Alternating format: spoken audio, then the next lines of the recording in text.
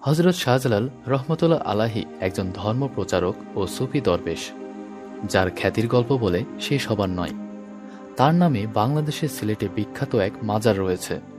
তিনি বাংলাদেশি মানুষের কাছে বিশেষভাবে সমাদৃত হবার মূল কারণ এটাই। বহু আধ্যাত্মিক ক্ষমতার অধিকারী এই সুফি সাধক ৩২ বছর বয়সে ৩৬০ জন আউলিয়া সফর সঙ্গী নিয়ে সিলেটে পাড়ি জমিয়েছিলেন। বহু অলৌকিক ঘটনা ঘটানো তিনি আবার নিজের মাকে দেখেননি।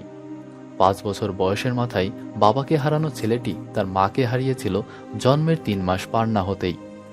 তারপরও কিভাবে তিনি বনে গিয়েছিলেন ইতিহাসের সেরা সুফি দরবেশ, সেই গল্প নিয়েই আমাদের আজকের এই ভিডিওটি। পাশাপাশি ভিডিওটিতে জানতে পারবেন তার সিলেট ভ্রমণের মূল কাহিনী থেকে শুরু করে নানান অজানা তথ্য। চলুন যাওয়া যাক মূল গল্পে। হযরত শাহজালাল রহমতুল্লাহ আলাহির পুরো নাম শায়খ শাহজালাল কুনিয়াত মুজাররত। হযরত শাহজালাল রহমতুল্লাহ আলাহি ৬৭১ হিজরি এবং ১২৭১ খ্রিস্টাব্দে ইয়েমেনে জন্মগ্রহণ করেন। শাহজালাল শিশুকালেই মাতৃহীন হন এবং ৫ বছর বয়সে পিতাকে হারান। মামা আহমেদ কবির তাকে পালক নেন। আহমেদ কবির আরবি ভাষায় কোরআন হাদিস শিক্ষা দেওয়া সহ ইসলাম ধর্মের প্রাথমিক বিষয়ে অভ্যস্ততার জন্য গুরুত্ব প্রদান করেন।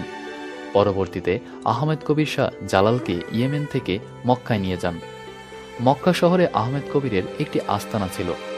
সেখানে অন্যান্য শিষ্যদের সাথে শাহজালালকেও উপযুক্ত শিক্ষা দিয়ে গড়ে তুলতে সচেষ্ট ছিলেন বলে জানা যায়। এছাড়াও হযরত শায়েখ আবু সাইদ তাবরিজি রাদিয়াল্লাহু আনহু, হযরত বাহাউদ্দিন সোহরাওয়ার্দী রাদিয়াল্লাহু আনহু ও হযরত খাজা মঈনুদ্দিন চিশতি রাদিয়াল্লাহু আনহুর মতো জগৎখ্যাত তরিকতের ইমাম ও বুজুর্গ দরবেশ সাধকগণের শিষ্যত্ব ও সান্নিধ্য পেয়েছিলেন। অন্যদিকে হযরত কুতুবউদ্দিন বখতিয়ার কাকি রাদিয়াল্লাহু আনহু, হযরত ফরিদউদ্দিন শকরগঞ্জ রাদিয়াল্লাহু আনহু, হযরত নিজামউদ্দিন আউলিয়া রাদিয়াল্লাহু আনহু, হাদিস বিশারদ হযরত বাহাউদ্দিন জাকারিয়া মুলতানি রাদিয়াল্লাহু আনহু, হযরত শেখ ফরিদউদ্দিন আত্তার রাদিয়াল্লাহু আনহু, হযরত বোরহাউদ্দিন সাগরজি রাদিয়াল্লাহু আনহুর মতো যুগের দিকপাল মহান মনীষীগণের সাথে গভীর বন্ধুত্ব থাকাটাও প্রমাণ করে যে হযরত শাহজালাল ইয়েমেনি রাদিয়াল্লাহু আনহু আধ্যাত্মিক অতীন্দ্রিয় জ্ঞান তো বটেই, ইন্দ্রিয় গ্রাহ্য জ্ঞান রাজ্যের বিভিন্ন শাখায় ও ব্যুৎপত্তি সম্পন্ন ব্যক্তিত্ব ছিলেন। হযরত শাহজালাল রহমতুল্লাহ আলাহির জীবন নানান ঘটনায় ভরপুর। এখন তার জীবনী থেকে গুরুত্বপূর্ণ ঘটনাগুলো নিয়েই আলোচনা করব। আধ্যাত্মিকতা। শাহজালালকে সুফি মতবাদে দীক্ষিত করাই আহমেদ কবিরের মূল উদ্দেশ্য ছিল বলে জানা যায়, যে কারণে আহমেদ কবিরের শাহজালালকে নিয়ে মক্কায় আসা। মক্কা শহরে সোহরাওয়ার্দী তরিকার প্রবর্তক শিহাবুদ্দিনের প্রতিষ্ঠিত খানকায় তৎকালে আহমেদ কবির ছিলেন প্রধান তত্ত্বাবধায়ক। আহমেদ কবির শাহ জালালকে ইসলামের শরীয়ত ও মারিফত উভয় ধারায় শিক্ষাদানে দীক্ষিত করেন। দরবেশী জীবন। জন্মগতভাবেই শাহজালাল দরবেশ পরিবারে জন্ম নিয়েছেন। জানা যায় তার পিতা ছিলেন একজন ধর্মানুরাগী মুজাহিদ। ইয়েমেনে ধর্মযুদ্ধে তিনি নিহত হন এবং তার মাতার দিক দিয়ে তিনি সৈয়দ বংশের প্রখ্যাত দরবেশ সৈয়দ জালাল সুরক বুখারীর দৌহিত্র ছিলেন। তদুপরি দরবেশ আহমেদ কবির তার মামা, যাকে শাহজালালের শিক্ষাগুরু হিসেবে পাওয়া যায়। তিনিও তৎকালের একজন বিখ্যাত দরবেশ ছিলেন বলে উল্লেখ রয়েছে। আহমেদ কবির যখন শাহজালালের লালন পালনের ভার গ্রহণ করেন, সেই ছোটবেলা থেকেই তাকে দরবেশী তরতরিকায় জীবনযাপনের প্রণালী শিক্ষা দিয়েছেন বলেও পাওয়া যায়। সিপাহসালার নাসির উদ্দিনের দেখা। শাহজালাল দিল্লি হতে বোরহানউদ্দিনকে সহ ২৪০ জন সঙ্গী সহচর সিলেটের উদ্দেশ্যে রওনা হলেন। শাহজালাল সাতগাঁও এসে ত্রিবেণীর নিকট দিল্লির সম্রাট প্রেরিত অগ্রবাহিনী সিপাহসালার সৈয়দ নাসির উদ্দিনের সাথে মিলিত হন। সৈয়দ নাসির উদ্দিন শাহ জালাল সম্পর্কে অবগত হয়ে তদীয় শিষ্যত্ব গ্রহণের অভিপ্রায় ব্যক্ত করেন। পথে পথে শাহজালালের শিষ্য বর্ধিত হতে লাগল। ত্রিবেণী থেকে বিহার প্রদেশে আসলো আরও কয়েকজন ধর্মযোদ্ধা অনুষঙ্গী হলেন, যাদের মধ্যে হিসামউদ্দিন আবু মুজাফর উল্লেখযোগ্য। এখান থেকে সিপাহসালার সৈয়দ নাসির উদ্দিনের আনিত ১,০০০ অশ্বারোহী ও ৩,০০০ পদাতিক সৈন্যসহ শাহজালাল নিজ সঙ্গীদের নিয়ে সোনারগাঁ অভিমুখে সিকান্দার গাজীর সাথে মিলিত হওয়ার উদ্দেশ্যে রওনা হন। সিকান্দার গাজীর দেখা ও ব্রহ্মপুত্র পার। শাহজালাল সোনারগাঁ আসা মাত্রই শাহ সিকান্দার গাজীর সাথে সাক্ষাৎ ঘটিল। সিকান্দার গাজী শাহজালালকে সসম্মানে গ্রহণ করলেন। শাহজালাল তার সঙ্গী অনুচর ও সৈন্যসহ শাহ সিকান্দারের শিবিরে সমাগত হয়ে সিকান্দার হতে যুদ্ধ বিষয়ে সব বিষয়ে অবগত হন। সিকান্দার শাহ জালালের আদর্শে অনুপ্রাণিত হয়ে শিষ্য গ্রহণপূর্বক সিলেট অভিমুখে যাত্রা করলেন। এভাবে শাহজালালের শিষ্য সংখ্যা ৩৬০ জনে পৌঁছে এদিকে গৌরগোবিন্দ নিজস্ব চর দ্বারা শাহজালালের সমাগম সংবাদ পেয়ে নতুন এ দল যাতে ব্রহ্মপুত্র নদী পার না হতে পারেন সেই ব্যবস্থা অনুসারে নদীর সমস্ত নৌ চলাচল বন্ধ করে দেয়। শাহজালালের ভক্তরা বিশ্বাস করেন যে তিনি তার শিষ্যদের নিয়ে বিনা বাধায় জায়নামাজের সাহায্যে ব্রহ্মপুত্র নদী অতিক্রম করেন। হিন্দুস্তানে প্রবেশ। শাহজালাল মক্কা হতে বিদায়কালে যে কয়েকজন সঙ্গীতার সাথে যাত্রা করেন তাদের মধ্যে প্রধান ছিল হাজী ইউসুফ, হাজী খলিল, হাজী দরিয়া এবং আরেকজন সঙ্গীর নাম চাশনি পীর। তিনি ছিলেন মৃত্তিকার তহবিলদার।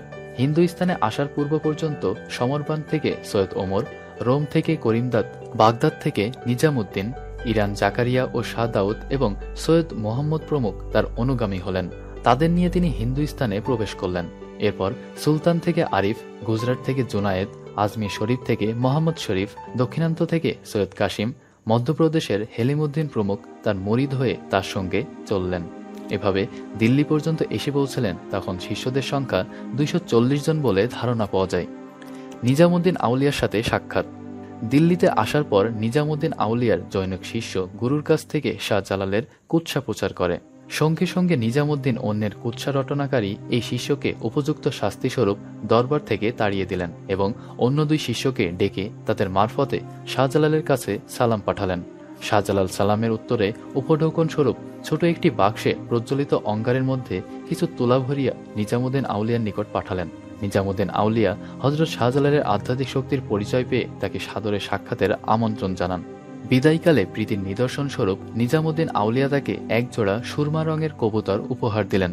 মাজার সংলগ্ন এলাকায় সুরমা রঙের যে কবুতর দেখা যায় তা ওই কবুতরের বংশধর, যা জালালি কবুতর নামে খ্যাত।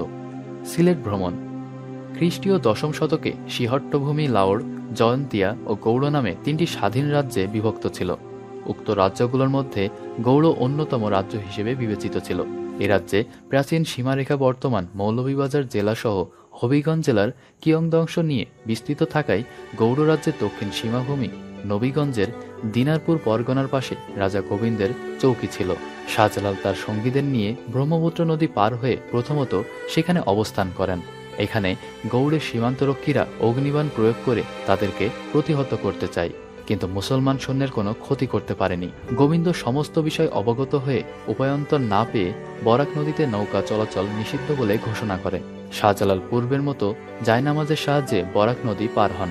বরাক নদী পারাপারে বাহাদুরপুর হয়ে বর্তমান সিলেট জেলার বালাগঞ্জ উপজেলায় ফতেপুর নামক স্থানে রাত্রি যাপন করেন।